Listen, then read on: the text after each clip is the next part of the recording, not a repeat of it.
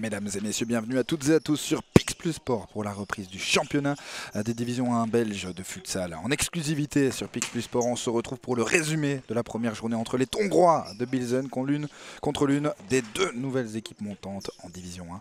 Les champions de D1, de D2B, le futsal Shukodo Arscott. Et le match a commencé très fort, surtout pour les nouveaux venus dans la division. Les joueurs d'Arscott ont frappé à plusieurs reprises et sont très souvent tombés sur un très grand Simon Lambeets. Arscott a montré un très beau visage pour leur première dans la division élite.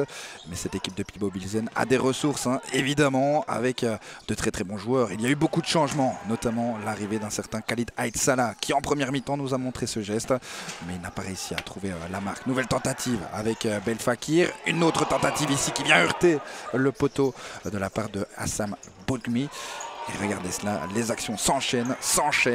Et cette équipe de Pibo Bilzen pourra remercier Simon Lambeets. Tentative une nouvelle fois ici sur une erreur, une sortie ratée de l'Enervant de Katzbeek. Et une nouvelle tentative encore avec cette équipe d'Arscott qui a donc enchaîné. Je le disais, c'est véritablement le résumé de cette rencontre. On a ici cette belle frappe avec ce ballon qu'on a cru d'ailleurs qu'il était rentré dans les cages de Van de Katzbeek. Il n'en est rien. Et puis à 2 minutes de la fin, nouvelle tentative. Et cette fois-ci, c'est le montant de Simon Lambeets qui sauve Pibo Bilzen. Et puis à 1 minute 55, cette frappe de la part de Thiebosch, déviée par un joueur de la formation d'Arscott. Et ça, c'est impossible à aller chercher du côté des Nerfs de Katzbeek. C'est comme cela que se termine donc la première période, avec un sentiment un petit peu négatif forcément du côté de Pibo Bilzen, malgré le fait que l'on mène au score, car très clairement ce sont les joueurs d'Arscott qui ont montré un très beau visage et ils vont redémarrer cette seconde période avec ce geste, ce très beau geste de Simons Lorenz qui vient exploser les cages de Simon Lambeets avec cette reprise de volée. Boum boum boum, coup de poing, c'est parti pour cette équipe de Arscott qui est partie véritablement pour essayer de remettre du feu dans ce match. Et c'est parti d'ailleurs avec Belfakir qui nous propose une très très belle frappe ici pour aller trouver la lucarne.